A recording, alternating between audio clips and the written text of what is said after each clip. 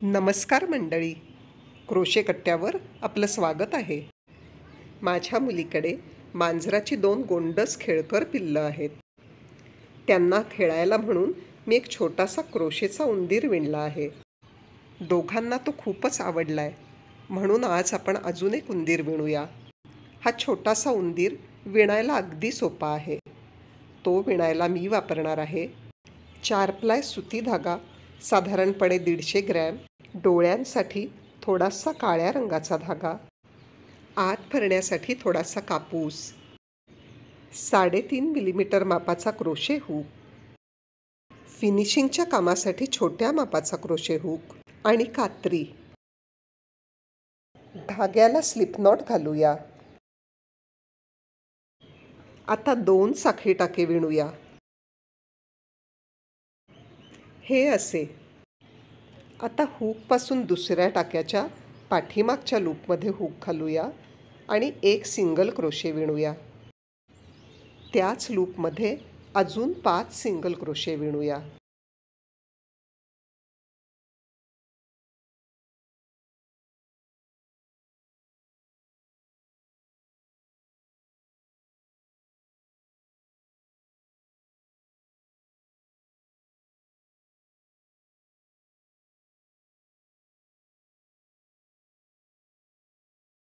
हे एकूण 6 single crochet झाले. आता सुरुवातीच्या धाग्याचं टोक पुढे ओढून घेऊया आणि त्याला स्टिच मार्कर म्हणून वापरूया. आता सगळ्यात पहिल्या सिंगल क्रोशेमध्ये 2 सिंगल क्रोशे विणूया. 1 आणि 2. आता पुढच्या 5ही टाक्यांमध्ये प्रत्येकी 2-2 सिंगल क्रोशे विणूया. विणून पूर्ण झालं की मग भेटूया. आता हे एकूण 12 टाके आहेत. स्टिच मार्कर ओढून पुन्हा पुढे घेऊया. आता ह्या राऊंडमध्ये पहिल्या टाक्यामध्ये 1 सिंगल क्रोशे आणि पुढच्या टाक्यामध्ये 2 सिंगल क्रोशे, असं एका आड एक 1 2 1 2 विणायचं.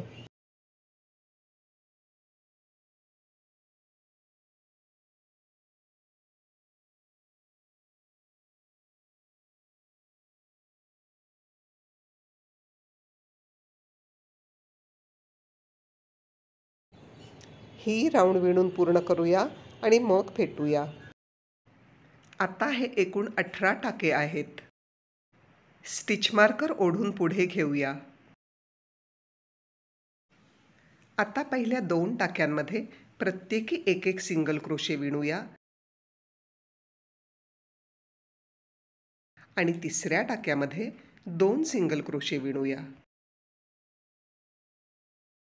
हा असाच 1-1-2चा पॅटर्न विणून ही राऊंड पूर्ण करूया आणि मग भेटूया.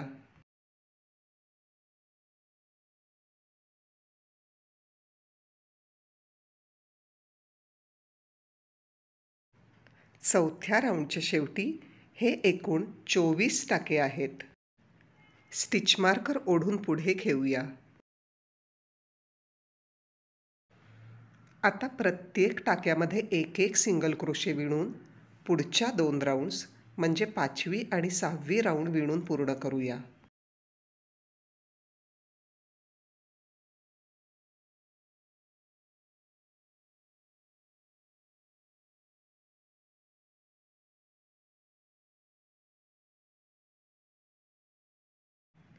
दोन राऊंड विणून पूर्ण झाल्या की मग भेटूया.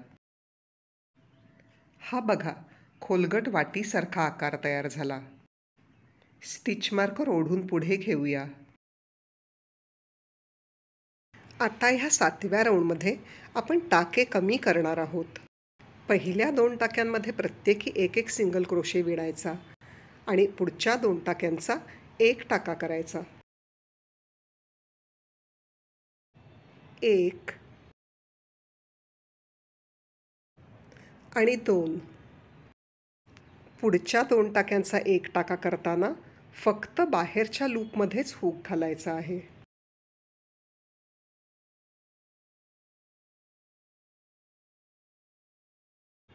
हा असा.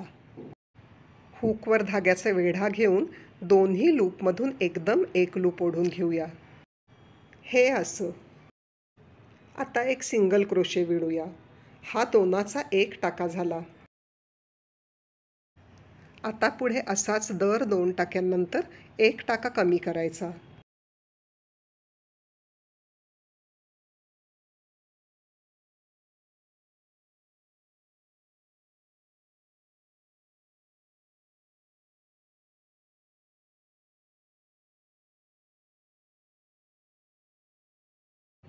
एक सिंगल क्रोशे, एक सिंगल क्रोशे आणि मग 2चा 1 सिंगल क्रोशे असा पॅटर्न विणून ही राऊंड पूर्ण करूया आणि मग फेटूया.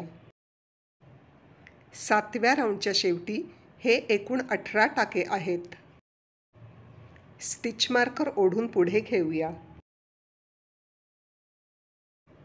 आता पुढच्या 3 राऊंड्स म्हणजे राऊंड 8, 9 आणि 10 साठी प्रत्येक टाक्यामध्ये एक एक सिंगल क्रोशे असा पॅटर्न विणायचा आहे.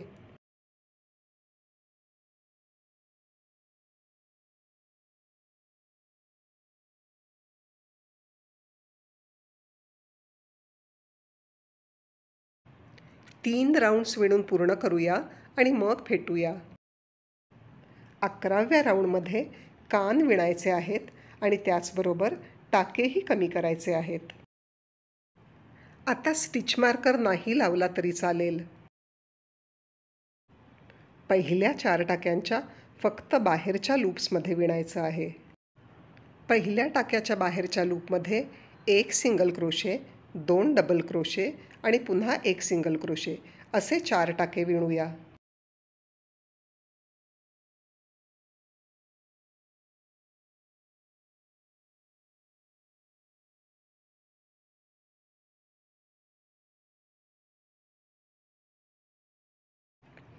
हा एक छोटासा कान तयार झाला. पुढच्या 2 टाक्यांच्या फक्त बाहेरच्या लूपमध्ये एक एक स्लिप स्टिच करूया.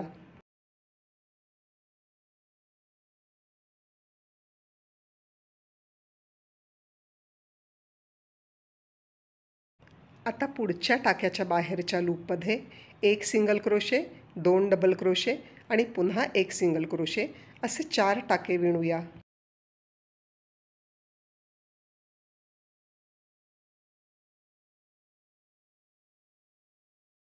हा दुसरा कान तयार झाला.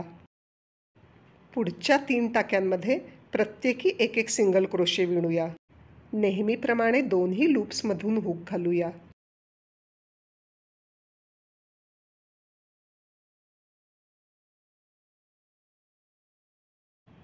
आता पुढच्या 2 टाक्यांमध्ये एकत्र एक सिंगल क्रोशे विणूया, म्हणजेच 2चा 1 टाका करूया.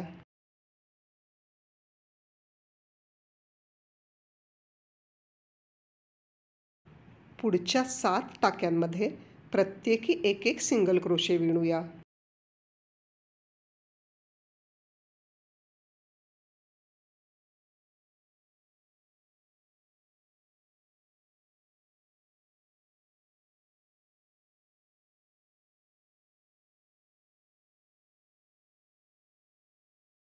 शेवटच्या 2 टाक्यांमध्ये एकत्र एक सिंगल क्रोशे विणूया, म्हणजे 2चा 1 टाका करूया.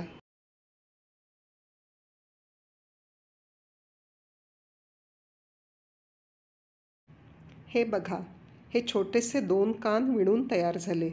आता पहिल्या 4 टाक्यांच्या ह्या आतल्या बाजूंच्या लूप्समध्ये प्रत्येकी एक एक सिंगल क्रोशे विणूया.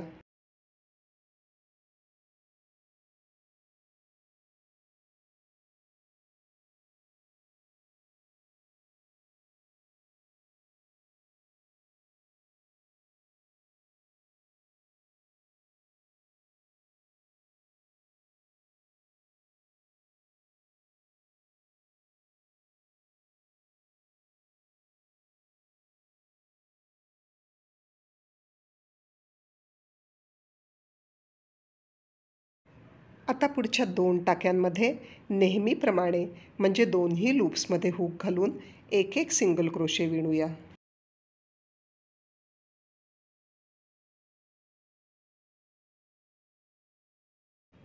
पुढच्या 2 टाक्यांमध्ये एकत्र एक सिंगल क्रोशे विणूया, म्हणजेच दोनाचा एक टाका करूया.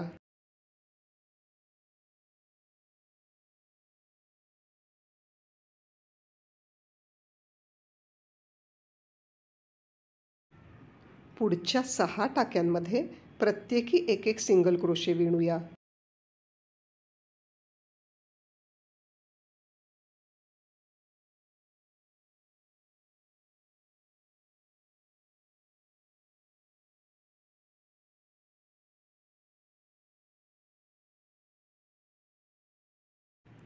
आता शेवटच्या 2 टाक्यांमध्ये एकत्र एक सिंगल क्रोशे विणूया, म्हणजेच दोनाचा एक टाका करूया.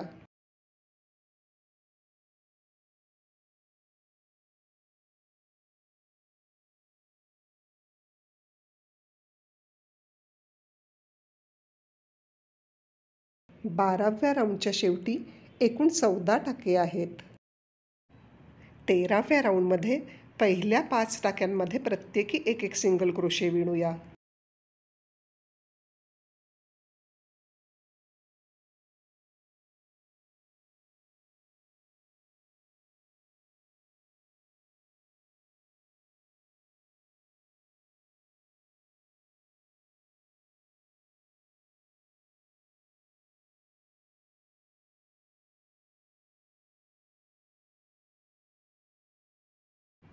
पुढच्या 2 टाक्यांमध्ये एक सिंगल क्रोशे एकत्र विणूया, म्हणजेच दोनाचा एक टाका करूया.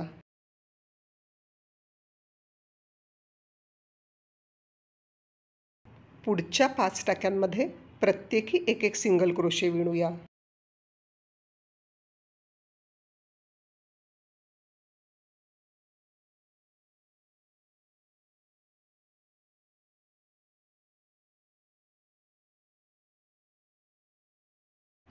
शेवटच्या 2 टाक्यांमध्ये एकत्र एक सिंगल क्रोशे विणूया, म्हणजेच दोनाचा एक टाका करूया.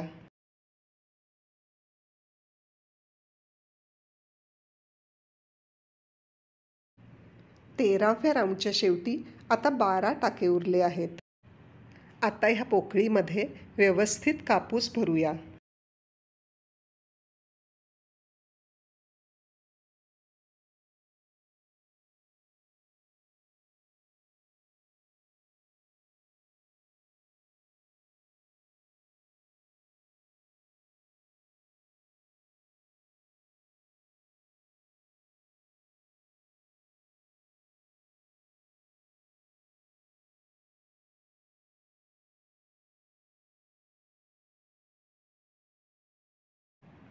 अगदी व्यवस्थित कापूस भरून झाला.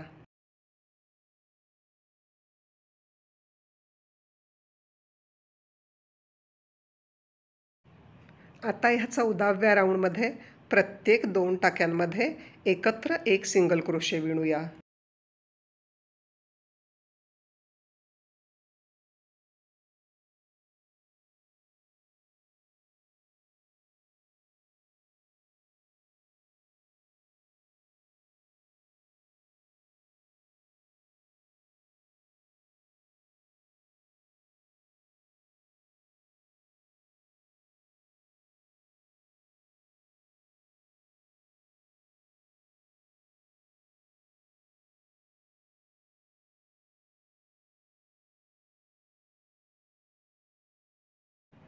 ही राऊंड विणून पूर्ण करूया आणि मग भेटूया. 14व्या राऊंडच्या शेवटी आता फक्त 6 टाके राहिले आहेत. ह्या राऊंडमध्ये सुद्धा प्रत्येक 2 टाक्याचा एक टाका करून टाके निम्मे करूया.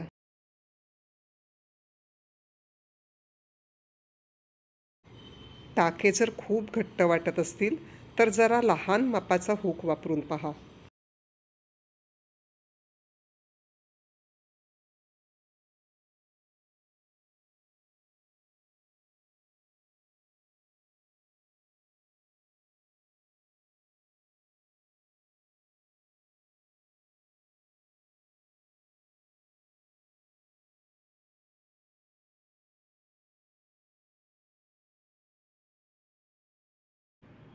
आता फक्त 3 टाके उरले आहेत.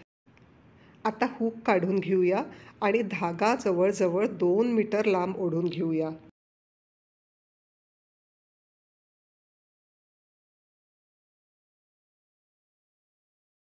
हा बघा, हा असा.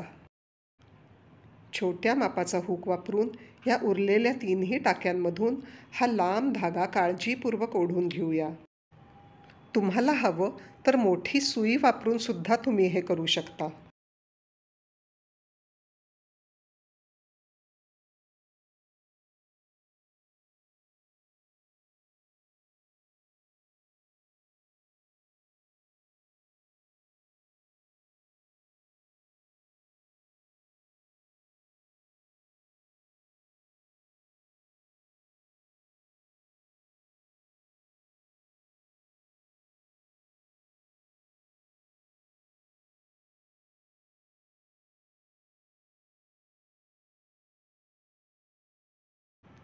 हे बघा, हे निमुळतं नाक तयार झालं. आता छोट्या मापाचा हुक किंवा सुई वापरून हा लांब धागा ह्या उंदराच्या शरीरातून आरपार शेपटीच्या बाजूला ओढून घेऊया.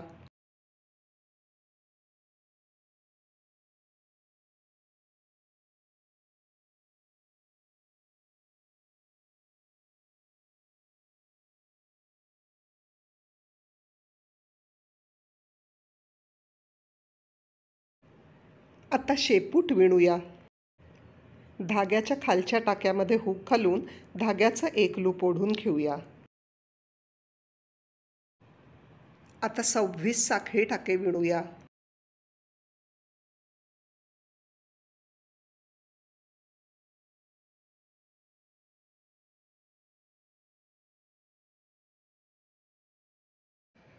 हे 26 साखळी टाके आहेत.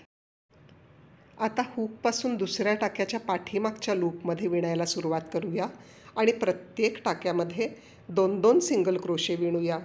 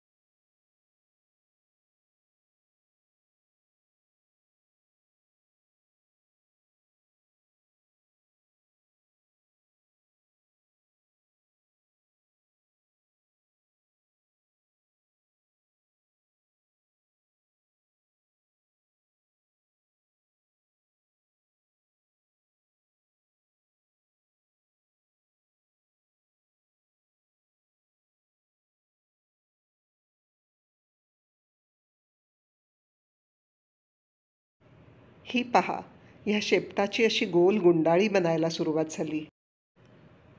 प्रत्येक टाक्यामध्ये 2 सिंगल क्रोशे विणून ही ओळ पूर्ण करूया आणि मग फेटूया.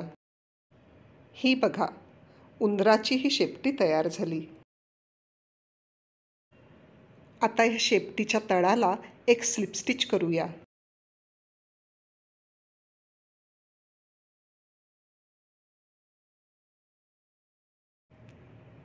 उरलेला धागा उंदराच्या शरीराच्या आत लपवूया.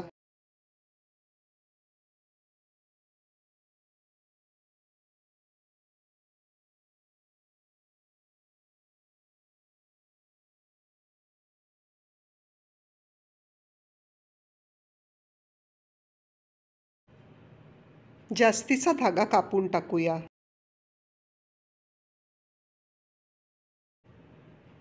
आता उंदराचे डोळे बनवूया. त्यासाठी काळ्या रंगाचा धागा आणि छोट्या मापाचा हुक वापरूया.